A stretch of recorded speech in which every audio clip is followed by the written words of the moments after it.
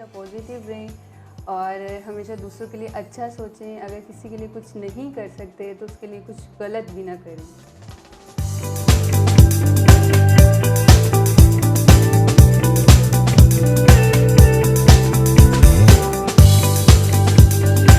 अस्सलाम वालेकुम एवरीवन, मैं हूं आपकी होस्ट मुआफ़िया मलिक। हम और आप विद PNY के एक न्यू शो के साथ। जैसा कि आप सब लोग जानते हैं, PNY एक ऐसा इदारा है जहां हम हज़ारों की तादाद में स्टूडेंट्स को डिफरेंट कोर्सेज़ करवाते हैं ताकि वो अपनी पर्सनल लाइफ, अपनी प्रोफेशनल लाइफ के साथ साथ अपनी फाइनेंस को भी बेहतर बना सकें।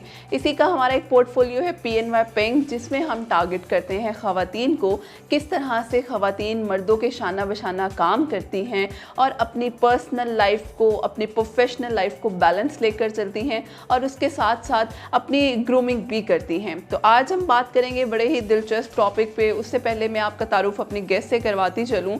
हमारे साथ जो गेस्ट मौजूद हैं, एडवोकेट मरियम चौधरी साहिबा मौजूद हैं, जो कि लेक्चरार भी हैं, एजुकेशनिस्ट भी हैं और ऑथर भी हैं। हम इनसे जानेंगे कि लाइफ में इतनी डाइवर्सिटी में इतनी सारी चीज़ों को ये कैसे लेकर चल रही हैं और बहुत ही अहम मौजू पे इनसे हम बात भी करेंगे। सबसे पहले हम वेलकम करते हैं मिस को अपने शो में। अस्सलाम वालेकुम मिस, कैसी हैं आप?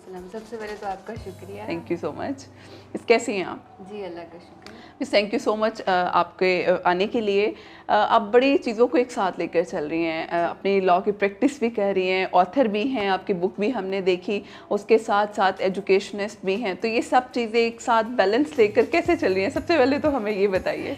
मेरा ख्याल से इन सब के पीछे एक आपकी जो विल पावर होती है उसका बहुत मीन होता है। सेकेंडली, मेरा ये शुरू से जब से मैं अपनी स्टूडेंट लाइफ में थी, मेरा ये एम था कि गर्ल्स को मल्टीटास्किंग होना चाहिए, सिर्फ किसी एक चीज़ को थाम के नहीं रुक जाना चाहिए। तो कहते हैं आपकी चॉइस, फिर आपके हौसले, आपकी हिम्मत और आपकी जो तगद होती है वो आपको यहाँ तक लाती है। ज़बरदस्त, बिल्कुल। मिस आजकल हम देख रहे हैं बहुत ही ज़्यादा इस इशू पे बात हो रही है, स्पेशली अगर मैं बात करूं डिवोर्स रेशो की। जिस तरह से बात हुई कि 10 दिनों में मोर देन 500 केस फाइल हुए हैं, तो क्या लगता है बीइंग अ लॉयर कि क्या इसके पीछे रीजंस हैं जिसकी वजह से ये इश्यूज बहुत ज़्यादा हाईलाइट हो रहे हैं? आप बिलीव करें, हम कोर्ट्स में जाते हैं, खास करके ये फैमिली कोर्ट्स में, तो हमें अंदर से दुख हो रहा होता है। हम इवन कि हम अपने क्लाइंट के साथ खड़े होते हैं, ऐसा नहीं कि अब हमारे पास भी कोई फीमेल नहीं आती होगी कि हमें डिवोर्स चाहिए, बिकॉज इट्स आवर वर्क।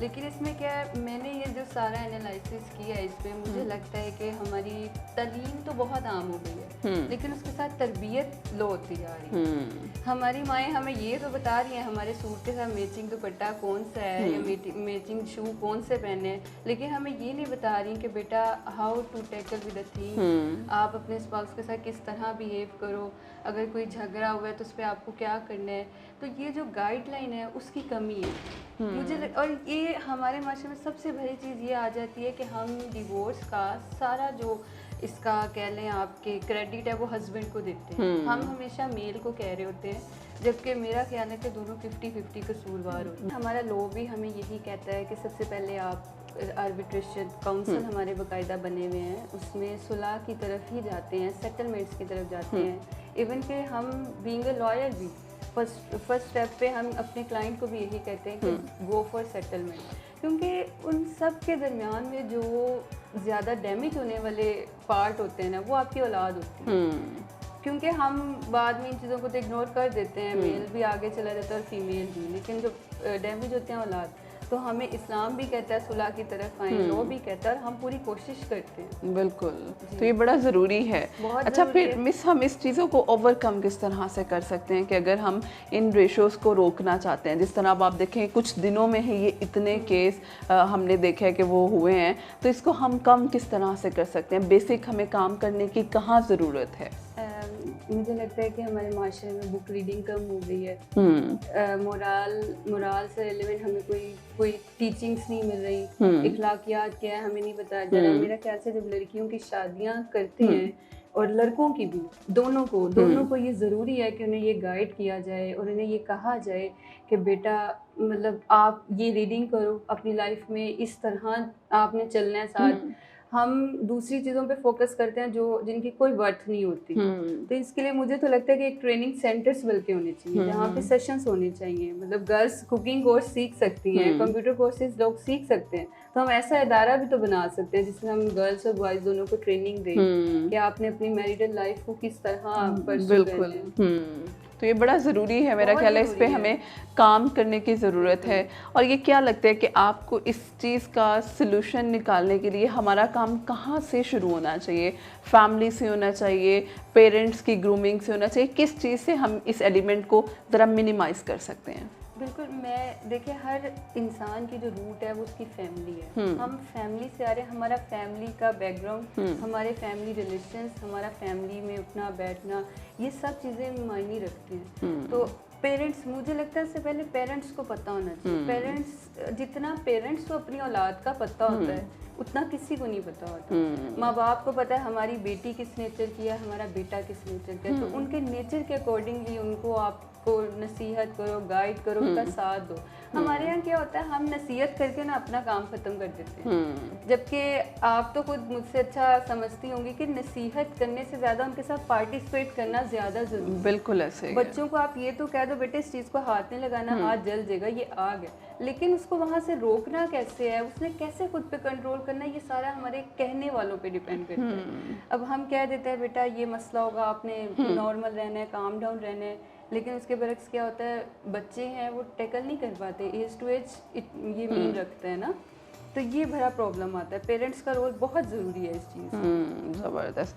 अच्छा मिस, अभी आप जो प्रैक्टिस कर रही हैं थोड़ा सा हमें उसके बारे में भी बताएं। आप स्पेसिफिकली किस डोमेन को देख रही हैं और क्या वर्क है मैं उसकी? स्पेसिफिकली सिविल और immigration lawyer, okay, immigration laws को देख रही हूँ, स्पेशली अमेरिकन इमिग्रेशन। ठीक है।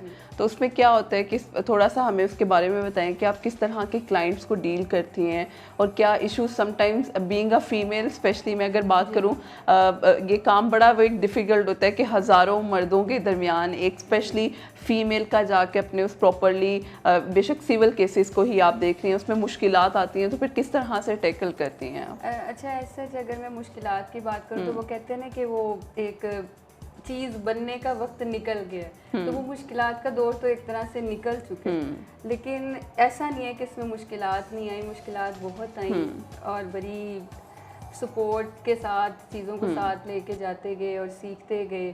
तो अब तो अल्हम्दुलिल्लाह जिनको मुश्किल होती है उनका हल निकाल देते हैं, मतलब अच्छा चल रहा है सब। ज़बरदस्त। तो क्या किस चीज़ को टारगेट करती हैं आप स्पेशली अपनी राइटिंग्स में, किस चीज़ों के बारे में आप ज़्यादा एम्फेसाइज करती हैं? अच्छा, मेरा बहुत सी इसकी आपको पता है चॉइसेस के, मैंने पहले शॉर्ट स्टोरीज लिखी, मैं आर्टिकल्स लिख रही हूँ, हम सब पे लिख रही हूँ, डिफरेंट न्यूज़पेपर्स वगैरह पे, करंट इश्यूज़ पे लिख रहे हैं। करंटली मैं एक नावल लिख रही हूँ, वो भी स्टोरी इसी इशू से, हम जो वकालत में चीज़ें ऑब्जर्व करते हैं फिर जो रियल लाइफ में हो रहा है, तो उन सब चीज़ों को लेके मैंने उस पर लिखती हूँ ज़्यादा। ठीक है।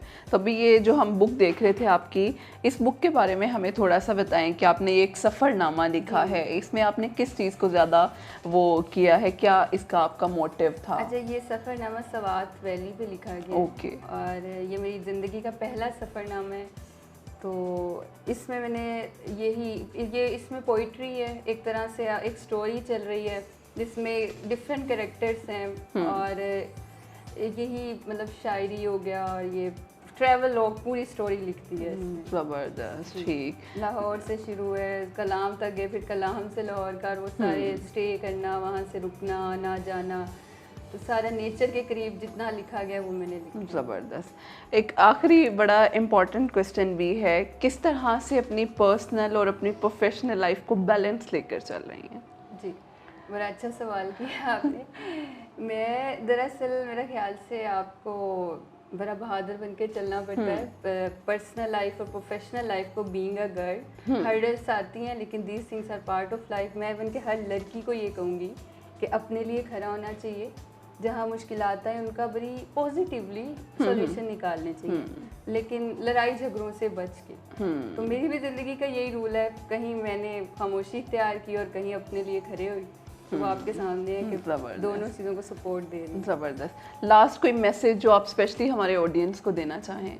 मैं सिर्फ यही कहूँगी कि हमेशा पॉजिटिव रहें और हमेशा दूसरों के लिए अच्छा सोचें। अगर किसी के लिए कुछ नहीं कर सकते तो उसके लिए कुछ गलत भी ना करें। थैंक यू सो मच, बहुत अच्छा लगा। एक डिफरेंट डाइवर्सिटी में आप काम कर रही हैं, और बीइंग अ गर्ल अगर हम भी कुछ करना चाहते हैं, मल्टीटास्किंग ही क्यों ना हो, अगर आपके अंदर वो स्पार्क है, वो पावर है, तो आप उसको बहुत अच्छे तरीके से एग्जीक्यूट भी कर सकते हैं। इंशाल्लाह फिर हाजिर होंगे एक न्यू सेशन के साथ। हमें इजाज़त दीजिए, अल्लाह।